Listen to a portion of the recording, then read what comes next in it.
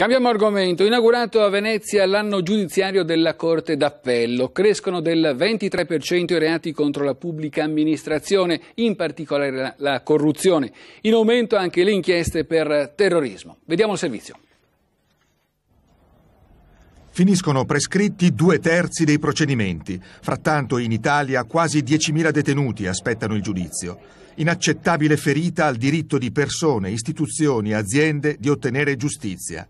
Invoca riforme ragionate il presidente della Corte d'Appello di Venezia, Antonino Mazzeo Rinaldi, aprendo l'anno giudiziario a Palazzo Grimani. Potenziamento del personale. L'Italia conta 16 magistrati ogni 100.000 processi contro i 55 della Francia.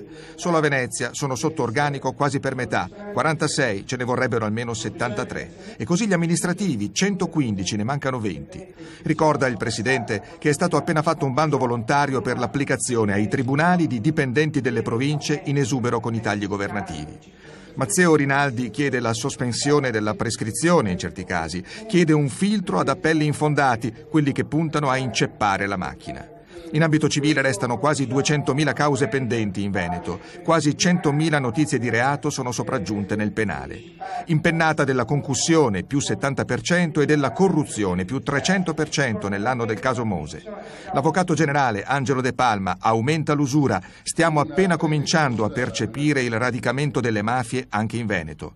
Rapine quasi 2.300 più 32%. Spesso la degenerazione violenta di furti, 6.000, il doppio. Il presidente del Veneto, Zaia, Lega, reclama l'esercito e nuove carceri il giorno dopo la rivolta in quello padovano. Il rappresentante del Ministero della Giustizia promette più impegno nella riabilitazione, risorse permettendo.